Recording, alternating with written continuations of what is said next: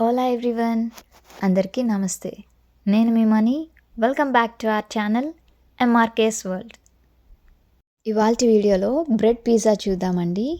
యాక్చువల్గా ఈ bread pizza అన్నది చాలా త్వరగా అయిపోతుంది. అంటే మనకి పిజ్జా చేసుకునేటప్పుడు డౌ ఉంటుంది కదా, ఇక్కడ మనం ఒక ఫ్లాట్ బ్రెడ్తోని చేసేసుకుంటాం. మిగతాదంతా సేమ్ టు సేమ్ పిజ్జాకి చేసినట్టుగానే చేస్తాము. ఆ టాపింగ్స్ కానీ, చీజ్ కానీ, సాస్ కానీ మిగతాదంతా సేమ్. ఇదైతే మాత్రం చాలా త్వరగా అయిపోతుంది. సో లేట్ చేయకుండా లెట్స్ స్టార్ట్. ముందుగా నేను ఇక్కడ మోజరెల్లా చీజ్ని గ్రేట్ చేసుకుంటున్నానండి. బయట మనకి ఆల్రెడీ గ్రేట్ చేసిన చీజ్ కూడా దొరుకుతుంది, అదైనా యూజ్ చేసుకోవచ్చు.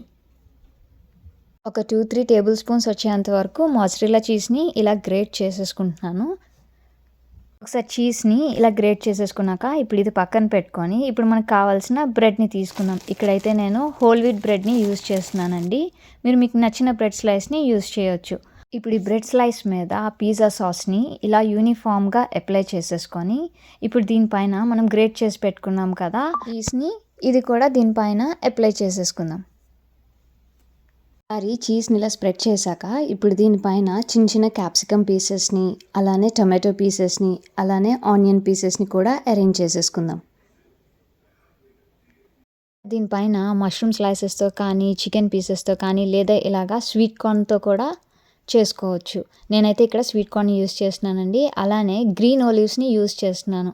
ఈ గ్రీన్ ఒలివ్స్ కూడా చాలా బాగుంటుంది. వీటిని కూడా కొద్దిగా దీనిపైన అరేంజ్ చేసి ఇప్పుడు ఇక్కడ ఇంకాస్త చీజ్ని దీనిపైన స్ప్రెడ్ చేసుకొని ఆ తర్వాత మనకి హర్బ్స్ ఉంటాయి కదండి, ఇలా ఆల్ పర్పస్ సీజనింగ్ని ఇంకాస్త దీనిపైన స్ప్రెడ్ చేసుకొని ఇక్కడ ఇంకా కావాలి అని అంటే కాస్త చిల్లీ ఫ్లేక్స్ కూడా దీనిపైన స్ప్రెడ్ చేసుకోవచ్చండి.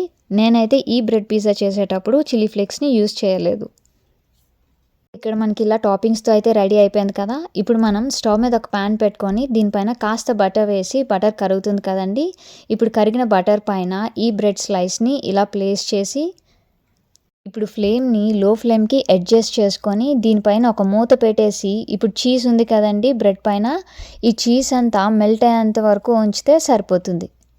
టాపింగ్స్ అన్నీ రెడీగా ఉండాలి, కానీ ఇలా బ్రెడ్ పైన అరేంజ్ చేసుకోవడానికి 5 మినిట్స్ కన్నా ఎక్కువ పట్టదండి. చాలా త్వరగా కంప్లీట్ అయిపోతుంది. చీజ్ మెల్ట్ అయ్యాక ఇప్పుడు ఇక స్టవ్ ఆఫ్ చేసేసుకొని మనం బ్రెడ్ స్లైస్ని తీసేసి సర్వ్ చేసుకుంటే సరి. యమ్మీ బ్రెడ్ పిజ్జా అయితే రెడీ అయిపోయింది. చాలా త్వరగా ఇంట్లోనే ఈజీగా ప్రిపేర్ చేసేసుకునే పిజ్జా ఇది, బ్రెడ్ పిజ్జా. నచ్చితే కనుక తప్పకుండా ట్రై చేయండి. Thanks for watching. Please to like, share, comment and subscribe for more videos.